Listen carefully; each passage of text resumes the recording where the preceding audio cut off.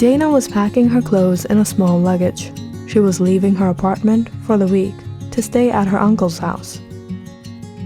Dana's uncle and aunt moved to Seattle, Washington about a year ago, not too far from Dana's apartment, but still nearly an hour's journey considering the traffic. It was since last week that Dana had suddenly been getting numerous calls from her uncle.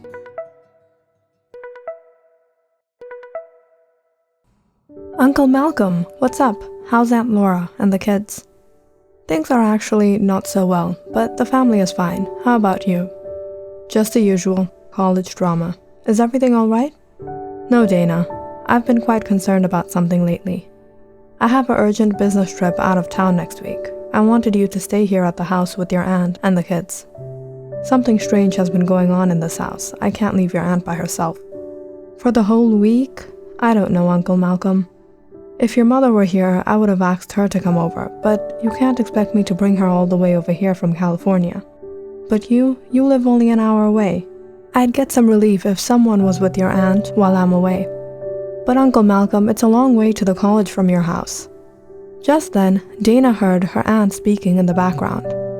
"Dana, sweetheart, please accept your uncle's request. I really don't want to stay all alone with the kids at this house.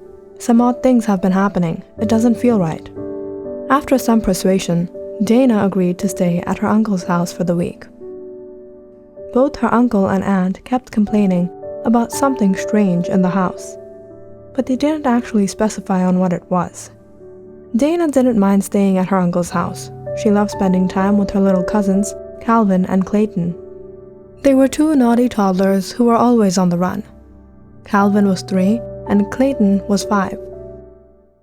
Besides, Dana had become quite curious as to what was frightening her uncle and aunt so much. The night her uncle would leave, it began to rain. Dana saw her aunt mumbling something to her uncle. They seemed to be worried about the rain, but Dana didn't understand what was the big deal. It was the usual Seattle weather. The first 2 days went by as expected. Apart from the fact that Dana's aunt would suddenly become awfully stressed every night. There would be a tense look on her face, although she wouldn't say anything was actually bothering her, other than her aunt's unusual behavior. Dana thought it was quite odd that the second floor had been locked up. Nobody ever went up the stairs. The lights were always off, and even the staircase that led there seemed to be quite dusty. The whole family had been living on the first floor.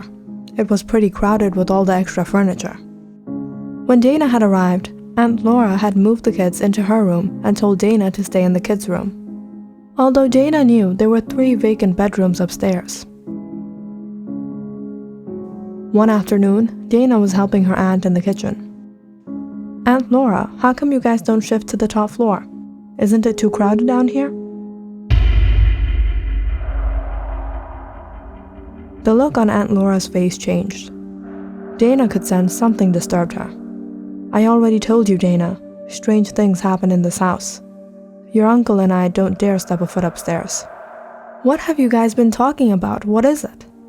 "I'm glad you're staying here for the week. Otherwise I would have booked a hotel with the kids. When it happens, you'll see it for yourself." Dana waited for whatever was going to happen. It made her a bit anxious. Her aunt looked paranoid about whatever was happening. And over the days that Dana had been in the house, she even noticed her aunt scolding the toddlers if they ever happened to go near or climb a few of the steps that led upstairs. The next day and night went by as usual, nothing abnormal or strange. On Thursday afternoon, it started to rain again. The skies looked like there would be a thunderstorm. Aunt Laura kept pacing around the house and checking the weather. She looked scared. She prepared dinner early and went into her room with the kids. Dana was sitting out in the drawing room. She was working on an assignment for college. It was calm in the house. Dana assumed that Clayton and Calvin were sleeping.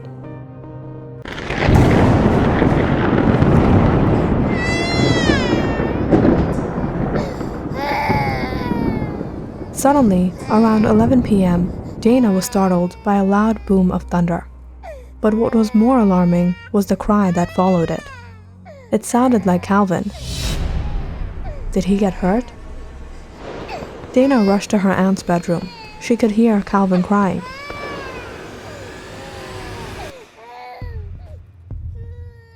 But when she opened the room, she couldn't understand what was going on. Calvin and Clayton were both shivering under their blankets out of fear, while Aunt Laura was trying to soothe them. "Don't worry, it'll be over soon." Calvin wasn't crying. But Dana clearly heard a child wailing.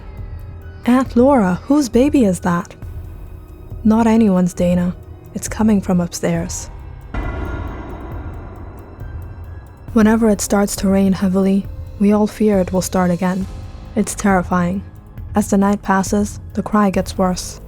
Your uncle has checked it out a dozen times. It comes from one of the rooms upstairs.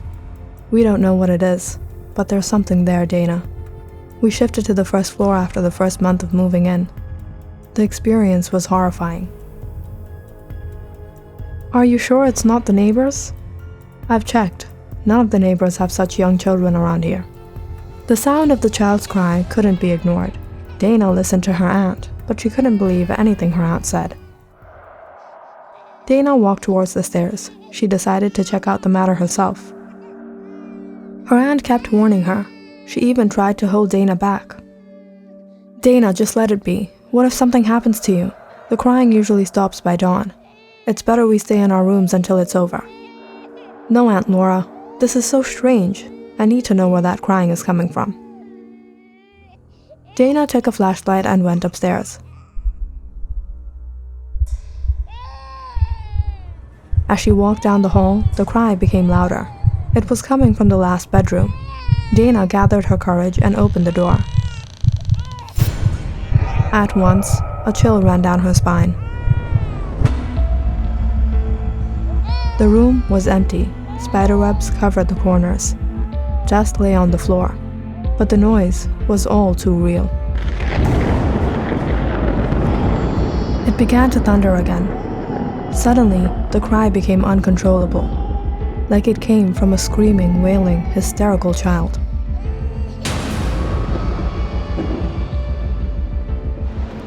Dana was frightened. She rushed down the stairs, where her aunt was waiting for her. "Are you okay? Did you see anything?" "No, Aunt Laura, but it's coming from the last bedroom." "What is that?" "I don't know why it happens. Your uncle couldn't find an answer. We've been spooked out since it started to happen." Dana couldn't sleep that night, and as her aunt had said, the crying slowly turned into a whimper and faded into silence within a few hours. But Dana needed to get to the bottom of this.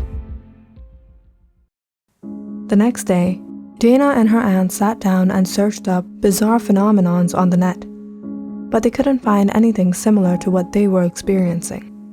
Later that day, Aunt Laura took Dana to the library. She thought perhaps they could discuss the issue with some local people there. Aunt Laura met a few neighboring people, but when she mentioned her situation, they all looked at her like she was crazy. But Dana knew what her aunt explained was all too real and petrifying. On the way back to the house, Dana and her aunt bumped into the next-door neighbor. She was a middle-aged woman. She was kind and polite and asked the two how things were going. Aunt Laura introduced her niece to the woman. After some small talk, Dana asked the woman if she also heard the child cry last night from the house. The woman suddenly looked terribly disturbed. She kept silent, but after a while, she wiped a tear from her eye and sighed. "You've reminded me of something that happened a few years back, before your aunt and uncle moved to this house. I've been living here for 20 years, and I haven't seen anyone who could be so neglectful like those two individuals. There was a young couple who lived here a few years back. When they first came, I visited them. I realized they were very busy people. They didn't have time for companionship. They were what you call wild youngsters. They often had parties and stayed out till late nights. After a few months of them moving in, the young woman started to stay home more frequently, which was very odd. I came to know that she was expecting. The pregnancy wasn't planned, but it was welcomed. After the child was born, however, the new parents returned to their careless lives. They hired a babysitter and went out each night. The child had practically been raised in the hands of one babysitter after another. If I recall correctly, this happened when the child was about 2 years old. A severe thunderstorm was swiping through the area. At around 11 at night, there was a havoc out on the lawn, so I went out to check what the issue was. It looked as if the couple had returned home from a party. They were intoxicated. They were misbehaving with the babysitter, who was complaining about how late they had arrived home. The child had been throwing tantrums and crying for his mother the whole evening, but the babysitter managed to finally put him to bed. The couple was finally able to calm down the angry babysitter by paying her.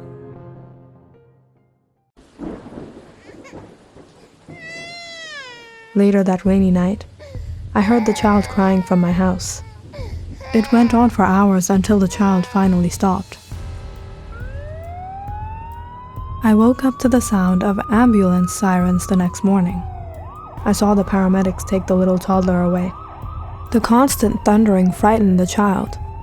He had been crying, and he was left unattended and uncared for by his irresponsible parents, who had passed out from their state of intoxication. After hours of crying, the desperate, anxious child reached the point of suffocation and passed away. Whenever I hear the cries, it reminds me of that terrible night. Dana and her aunt were heartbroken when they heard the story. The cries still occurred every thundering rainy night. They were uncontrollable. But on those horrifying nights, when the cries would make Calvin and Clayton hold on to their mother in fear, if Aunt Laura sang her sweet lullabies, the cries from the room would sometimes fade away.